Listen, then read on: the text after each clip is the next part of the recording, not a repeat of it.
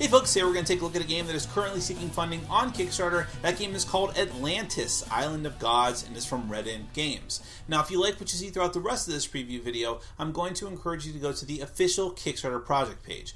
You can do that by following the link in the top corner of your screen, as well as down in the description section underneath this video. Now, Atlantis, Island of Gods is a competitive game for 2 to 4 players, or you can play it solo as well on the mythical island of Atlantis. Before its fall and its plunge into the ocean, you play a high priest of one of the many deities that has called the island its place of worship. So it's like this melting pot of different deities like Odin and Ra and so on and so forth from different cultures who are all vying for essential spiritual control of this city, or at least in sentiment at least. So what you're doing as a high priest is trying to put your temples all throughout the island in different regions of the islands, and you have to do it according to the specifications of your god. Very, very specific, those gods.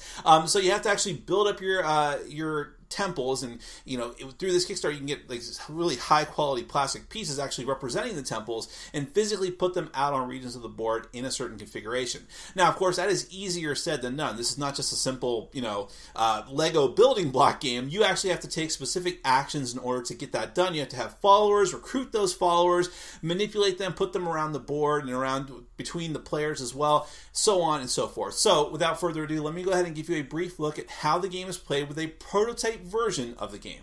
So do bear in mind that what you see here may change in the final version of the game. That's why you should go to the Kickstarter page. But then in any event, we will come back and discuss it further.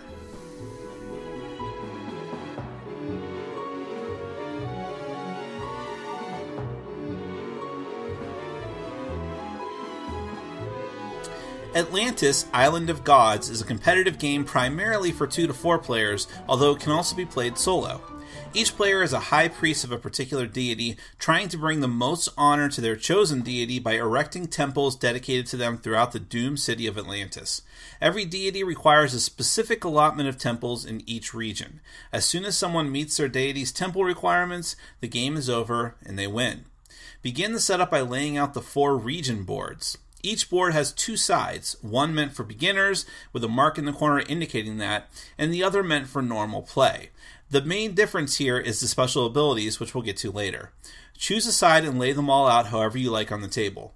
Next, take the order tokens numbered from 1 through 4 and randomly choose one for each region board. Then, rearrange the boards so that they're in a loose order so it doesn't confuse everyone. Every region board has several features: a spot for the order token, a colored symbol specific to each region, a construction site for each player and their color, a neutral construction site for all the players to potentially use, and a special ability. If you're using the region board side with an assistant special ability, you'll place a stack of these assistant tokens there equal to the number of players.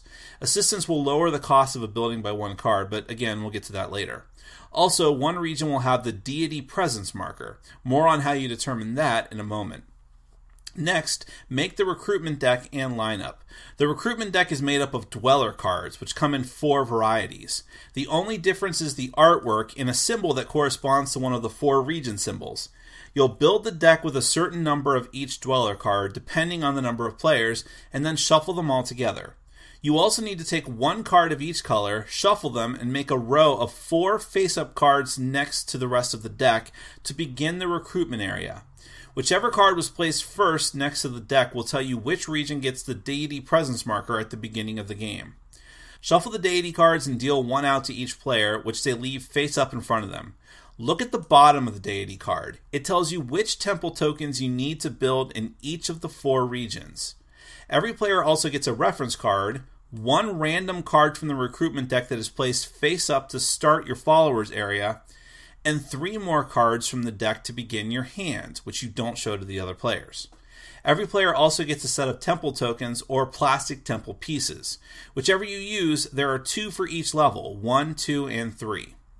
Make a stock of completed construction tokens. When a player completes part of their deity's plan, they can mark it off with one of these. Finally, randomly decide who will be the start player and give them the set of 5 action tokens. Then begin the game. Each player's turn has 3 phases. In the first phase, they draw 3 Dweller cards. They can do this by either drawing a random card from the top of the deck and or taking one of the face-up cards in the lineup, which is then immediately replaced from the deck. And if you have any more cards you still need to draw, you can then take the new one. When they've taken 3 cards using either of these methods, they move on to Phase 2, which is performing 5 actions. Every time an action is taken, an action token is given to the next player in clockwise order. This serves as a reminder system for when you've used your actions. You have several options for each of these actions, and you can do them in any order and can take the same action multiple times with one exception. First, you can do the travel action. Discard a Dweller card to move the Deity Presence marker to a region matching the color of a Dweller card in the discard pile. The location of this marker is important for several actions that require its presence. Speaking of that, the next type of action you can take is the most important, and that is building. You take Dweller cards from your hand, matching the color of the region where the deity marker currently resides, and place them in your follower area face up. In that same region where the marker is, on either the space marking your color or the neutral space if it's clear, you either place a level 1 temple piece, replace a level 1 temple piece with a level 2 piece, or replace a level 2 with a level 3. This requires that 1, 2, or 3 Dweller cards of the right color be placed into your follower's area respectively. An assistant token can be used to lower the card cost by 1, in fact making a level 1 piece potentially free. To make a level 2, 3, or higher piece, you can use multiple lower pieces that still add up to the right level. If you get the correct configuration for that region, according to your deity card, you can then mark it off with a token. If you make a mistake, another option for your action is demolition, where you can simply remove one of your tiles from any region and put it back in your stock. The only action that can be performed only once per turn is conversion, where you move a Dweller from an opponent's follower area to your own. Next, you can do a festivity action. You can only do this if you have at least 3 cards in your follower area that match the color of the region where the deity marker currently resides. Move 2 of these matching Dwellers from your follower area to the discard pile and then activate the region's ability. The abilities can let you do things like swap temple pieces between locations, move a temple piece from one site to another, draw cards, move the deity marker, take an assistant token, and so on, but be aware that depending on which side of the region boards you chose to use, not every region ability is going to be present in every game. They're going to change. Recruitment is the next action. Take any number of Dweller cards from your hand that match the region where the deity marker currently resides and move them to your follower area. And finally, there's the migration action, which is simply drawing a card from the recruitment deck. You may not take one of the face-up area cards as you would be able to do with a normal draw phase. After 5 actions are taken and all the action tokens have moved to the next player, the final phase is discarding. You need to discard if you have more than 5 cards in your hand at the end of your turn, and you also cannot have more than 5 followers of each color in your followers area at the end of your turn. The game ends when someone has completed all 4 temple arrangements as dictated by their deity. This is easier said than done, and you'll need to make careful uses of your actions and the region abilities to pull this off, swapping different pieces between areas, swapping entire temples from one area to another, and so on. But if you can manage it and you're the first one to do it, you win the game outright. That is Atlantis, Island of Gods.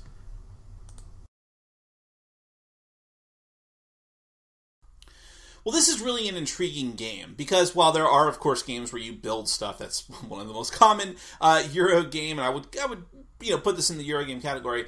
Building things is one of the most common things you can do in Euro games, and of course, having clever hand management, again, not a new concept.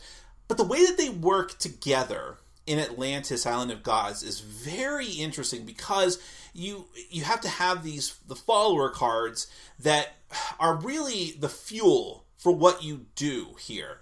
Not just the fuel, but also the prerequisites. So this constant back and forth of having the right followers, the ones that are on the table, but then having to discard them but then also having to, but keeping them in order to have the prerequisites to use having a certain number of them to use the abilities out on the regions, but then also having to, but then how you actually put them down can be a multitude of different ways, including building by taking cards from your hand and putting them down to the table. So it's just back and forth cycling from your hand to the table to the discard pile, and then the effect of that is out on the region boards where you're actually physically building, if you use the plastic pieces, the temples out there as well.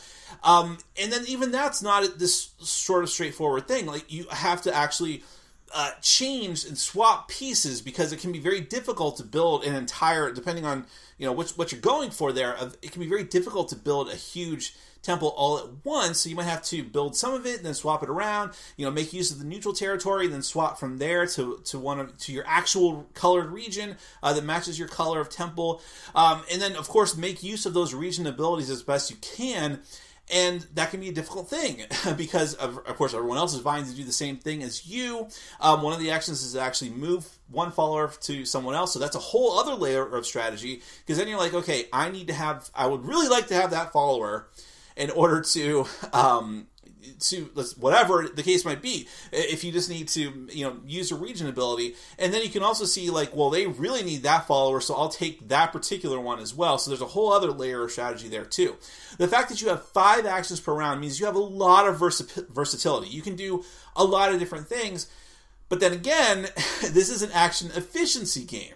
Even though you have 5 and that seems like a lot, every action counts. This is a sort of you don't have a lot of margin for error here, because it's one of those games where it's not just like, oh, I'm getting points from a lot of different places and I just need to have the most points at the end so I can trip up in this area and still do well over here. No, everyone is going for that building, and it's the first person to get there, so you need to be as fast as possible. I wouldn't call it a racing game, but it can feel like a race to get to that point before the other players do. Some of the areas of the game are, strictly hand management, making sure you get the right cards from the lineup, or, taking the chance on the deck, those types of things. And those are some of the more standard things in the game, but again, they all plug into this idea of moving cards from one area to another in order to manipulate the pieces out on the different region board, and that interplay there and how they all work together. Very, very interesting, as many of the games from Red Imp are. So you don't have to take my word for any of this. If you are interested, if you like this type of game, if you know someone who does, and I don't think it's an overly complicated game either. I think that even a casual gamer could pick this up pretty easily given time, because so many things work intuitively together.